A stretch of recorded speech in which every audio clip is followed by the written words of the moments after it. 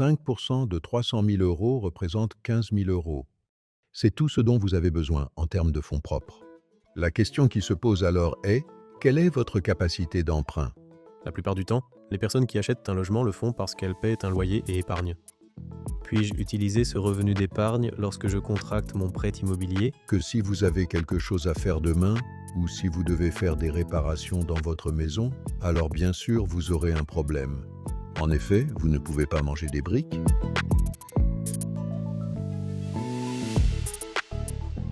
De combien de fonds propres minimum ai-je besoin? L'apport minimum de fonds propres que vous empruntez est de 100% de la valeur.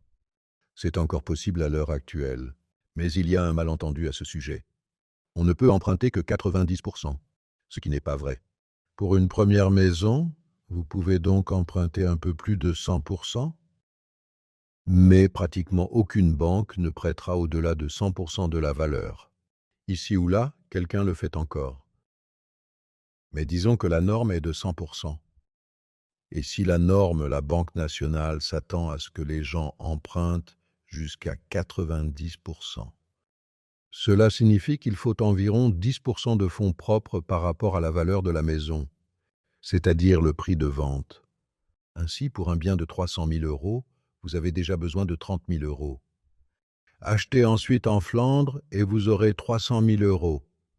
Ajoutez ensuite au coût total environ 5% de frais supplémentaires. Cela signifie que vous avez besoin d'environ 15%. Si vous empruntez 90% de la valeur de la maison ou 90% du prix de vente, si vous pouvez emprunter 100%, vous avez 5%. Qu'est-ce que cela signifie? 5% de 300 000 euros représente 15 000 euros. C'est tout ce dont vous avez besoin en termes de fonds propres.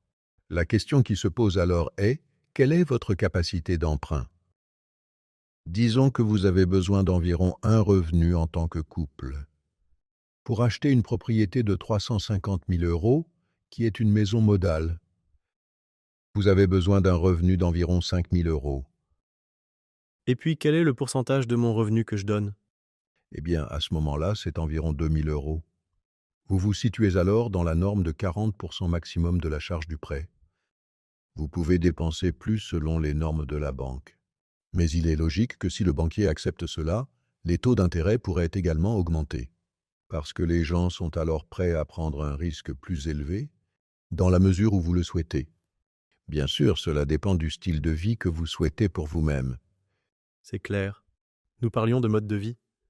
La plupart du temps, les personnes qui achètent un logement le font parce qu'elles paient un loyer et épargnent.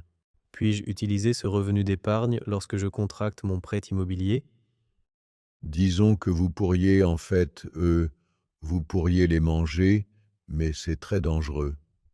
Alors, si vous investissez tout votre argent dans votre maison, vous n'aurez pas de tampon.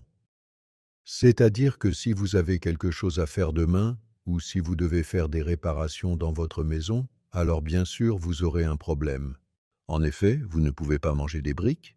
Si vous tombez malade demain et que vos revenus diminuent, vous devez vous assurer que vous êtes autonome, mais vous devez toujours, et c'est une règle empirique que je donne maintenant. Nous posons toujours la question, combien voulez-vous épargner?